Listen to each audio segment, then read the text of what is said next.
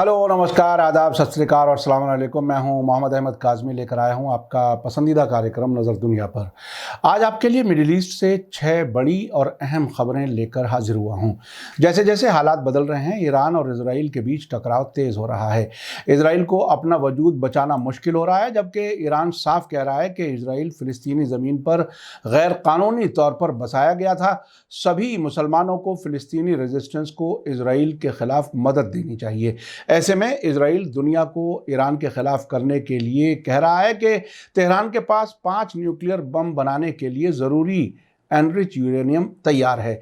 उधर ईरान के प्रेसिडेंट ने कल दमिश्क में फ़िलिस्तीनी रेजिस्टेंस ग्रुप्स हमास और जिहाद इस्लामी के लीडर्स से मुलाकात की है और कहा है कि इजराइल बहुत जल्द ख़त्म होने वाला है।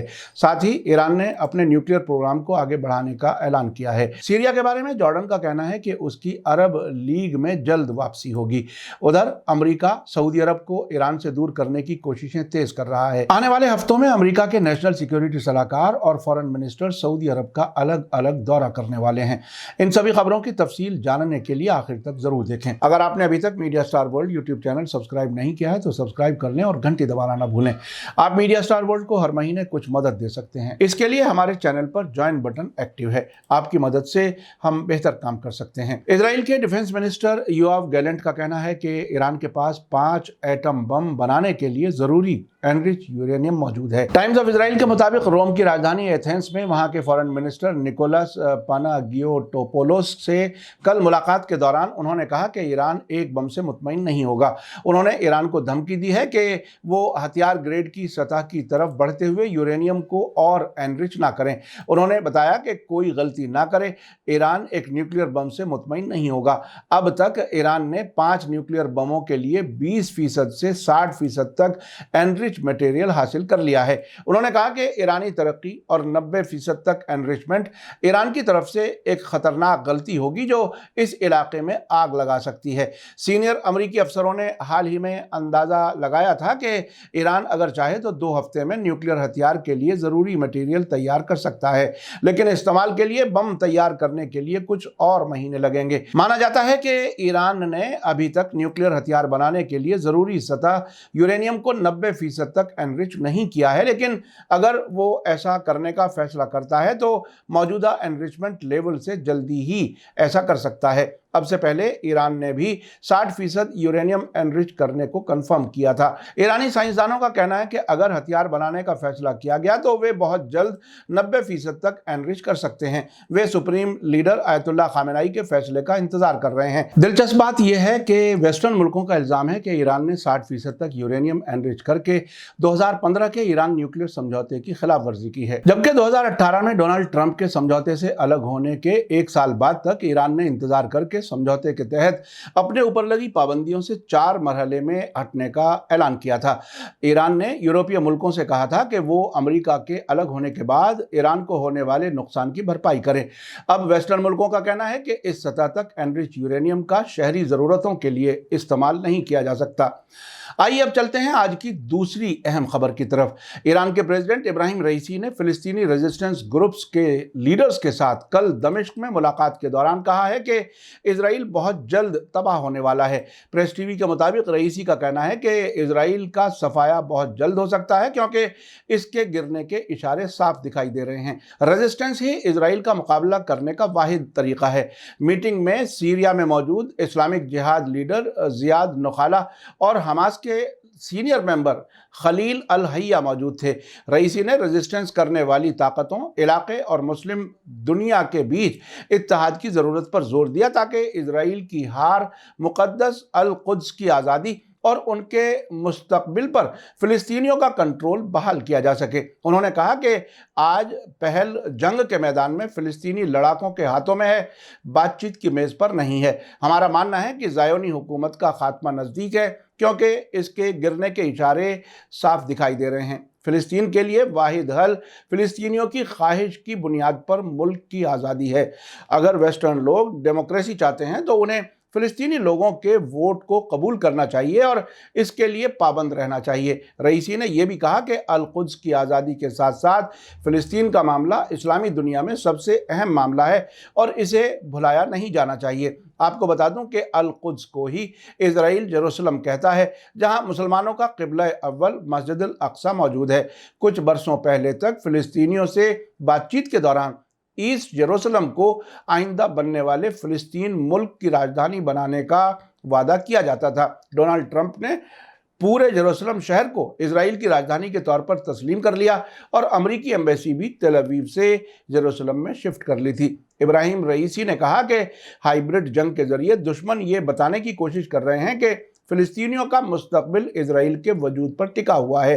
कैंप डेविड, शर्म अल शेख और ओस्लो जैसे समझौते और हाल के इजराइल के साथ ताल्लुकात नॉर्मल किए जाने की कोशिशें सभी इसी नज़रिए की बुनियाद पर की गई हैं। उन्होंने सीरियाई लोगों और सरकार के साथ साथ रेजिस्टेंस लीडर्स, गाजा पट्टी और वेस्ट बैंक में फिलिस्तीनी लोगों और लेबनान के हिजबुल्लाह को इजराइल के खिलाफ मजबूती से खड़े रहने के लिए शुक्रिया अदा किया। टाइम्स ऑफ इजराइल के मुताबिक दमिश्क में मौजूद फिलिस्तीनी अफसर खालिद अब्दुल मजीद ने एसोसिएटेड प्रेस को बताया है कि फिलिस्तीनी डेलीगेशन, जिसमें हमास और इस्लामिक जिहाद के टॉप लीडर्स शामिल थे, इब्राहिम रईसी को वेस्ट बैंक, यरूशलेम और गजा पट्टी के हालात के बारे में जानकारी दी। बातचीत में हिस्सा लेने वाले अब्दुल माजिद ने मीटिंग के बाद कहा कि फिलिस्तीनी लीडर्स ने रेजिस्टेंस और फिलिस्तीनी कॉज की सपोर्ट के लिए ईरान का शुक्रिया अदा किया। अब्दुल माजिद, जो सीरियाई सरकार से मुताल्लिक फिलिस्तीनी रेजिस्टेंस ग्रुप के लीडर हैं, ने कहा कि रईसी ने फिलिस्तीनी जिम्मेदारों को कंफर्म किया है कि ईरान फिलिस्तीनियों को सपोर्ट करना जारी रखेगा। 2020 में United Arab Emirates, Bahrain, Sudan और मोरक्को के साथ अब्राहम समझौते के तहत इजराइल के ताल्लुकात नॉर्मल किए जाने के समझौतों का जिक्र करते हुए रईसी ने कहा कि ट्रंप हुकूमत, जिसने समझौतों की दलाली की थी, कुछ सरकारों को इजराइल के साथ ताल्लुकात बहाल करने के लिए मजबूर किया था, लेकिन हकीकत में जो हुआ वो इजराइल ही था जिसने वादों से मुकरना और फिलिस्तीनियों के हकूक़ की खिलाफ वर्जी करना और कत्ल और लूटपाट करना जारी रखा। उन्होंने कहा कि जिन लोगों ने इजराइल के साथ समझौतों पर दस्तखत किए थे, उन्हें अब अपनी गलती का एहसास है। ये एक ऐसे पॉइंट पर पहुंच गया है जहां ताल्लुकात की बहाली के सपोर्टर्स को अपने ही लोगों की मुखालिफत और सवालों का सामना करना पड़ रहा है और ये महसूस किया जा रहा है कि इजराइल की मुखालिफत करने के अलावा उनके पास कोई दूसरा रास्ता नहीं है।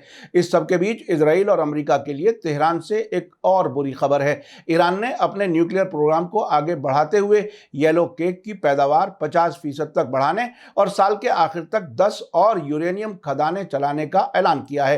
प्रेस टीवी के मुताबिक ईरान के न्यूक्लियर एनर्जी ऑर्गेनाइजेशन के सरबराह मोहम्मद इस्लामी ने कल कहा कि ईरान येलो केक की पैदावार 50% तक बढ़ाने का प्लान बना रहा है, जो यूरेनियम कंसंट्रेट पाउडर की एक किस्म है और ईरानी साल के आखिर तक यानी 20 मार्च 2024 तक 10 यूरेनियम खदानों पर काम करेगा। उन्होंने कहा कि हम न्यूक्लियर एनर्जी पैदा करने के लिए ज़रूरी मटेरियल सप्लाई करने का प्लान बना रहे हैं और मुख्तलिफ रेडियो फार्मास्यूटिकल्स और दूसरे शहरी इस्तेमाल के लिए ज़रूरी न्यूक्लियर ईंधन मुहैया करते हैं। 2021 से पहले ईरान में 3 यूरेनियम खदानें थीं, जिसमें से सिर्फ 2 ही काम कर रही थीं। हम इस्फहान और यज़्द में 1 साल बाद 5 और खदानों पर काम करेंगे। अब हम 8 खदानों को चला रहे हैं और साल के आखिर तक 10 और खदानों को चलाने का इरादा रखते हैं। येलो केक को एनरिच यूरेनियम में बदलकर न्यूक्लियर एनर्जी कारखानों में इस्तेमाल किया जा सकता है। इसी बीच जॉर्डन के फॉरेन मिनिस्टर ऐमन सफदी ने कहा है कि सीरिया जल्द ही अरब लीग में वापस आएगा। आज CNN को दिए गए बयान में उन्होंने कहा कि सीरिया की लीग में वापसी होगी, सिंबॉलिक तरीके से ये अहम होगी। हाल ही में जॉर्डन में अरब फॉरेन मिनिस्टर्स की मीटिंग के बाद अमेरिका के फॉरेन मिनिस्टर एंटनी ब्लिंकन ने ऐमन सफदी से फोन करके कहा था कि सीरिया से ताल्लुकात बहाल करने में वे एहतियात से काम लें और ये यकीनी बनाएं कि इसका फ़ायदा सीरिया के लोगों तक पहुंचे। अब खबर है कि 7 मई संडे को अरब फॉरेन मिनिस्टर्स की मिस्र की राजधानी काहिरा में मीटिंग हो रही है, जहां सूडान के ताज़ा हालात और सीरिया की अरब लीग में वापसी पर मशवरा किया जाएगा। आपको बता दूं कि Saudi Arab, United Arab Emirates और मिस्र समेत कई अरब मुल्क सीरिया के साथ फिर से ताल्लुकात बहाल करने की कोशिश कर रहे हैं और अपने सीनियर जिम्मेदारों को सीरिया के प्रेसिडेंट बशार अल असद के साथ बातचीत के लिए दमिश्क भेज रहे हैं। इसी बीच GCC मुल्कों से एक अच्छी खबर है। गल्फ कोऑपरेशन काउंसिल के मेंबर मुल्कों Saudi Arab, United Arab Emirates, Kuwait, Bahrain, Oman और कतर की तरफ से कहा गया है कि जीसीसी के मुल्क यूरोपीय मुल्कों की शेंगन वीज़ा की तर्ज पर गैर मुल्की विजिटर्स के लिए जॉइंट वीज़ा दिए जाने की तैयारी कर रहे हैं। अल अरेबिया अखबार के मुताबिक बहरीन की टूरिज्म मिनिस्टर फातिमा अल सैराफी ने कहा है कि जीसीसी मुल्क टूरिस्ट्स के लिए एक इलाकाई शेंगन जैसी वीज़ा शुरू करने के प्लान का जायजा ले रहे हैं। इस कदम से तरक्की की उम्मीद है। दुबई में होने वाली Arabian travel market ATM conference के दौरान फातिमा अल सैराफी ने कहा कि जीसीसी मुल्क इस बात का जायजा ले रहे हैं कि इस तरह का वीज़ा किस तरह दिया जा सकता है।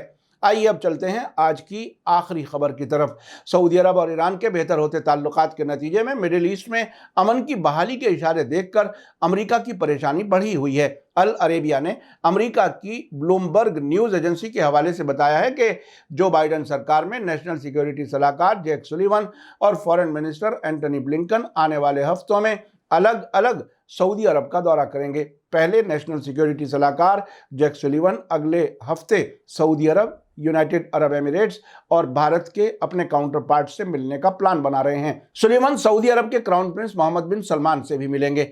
उनके बाद अगले महीने जून में एंटनी ब्लिंकन दाइश को हराने के लिए इंटरनेशनल कोalition की मीटिंग के लिए सऊदी अरब जाएंगे। सऊदी अरब और अमेरिका के कमजोर होते ताल्लुकात का इशारा उस वक्त सामने आ गया था जब मार्च के शुरू में चीनी प्रेसिडेंट शी जिनपिंग ने ईरान और सऊदी अरब के बीच डिप्लोमेटिक ताल्लुकात बहाल करने में मदद की थी। आपने देखा कि दुनिया भर में जंगें कराने और हथियारों का कारोबार जारी रखने वाले अमेरिका को किस कदर बेचैनी बढ़ी हुई है।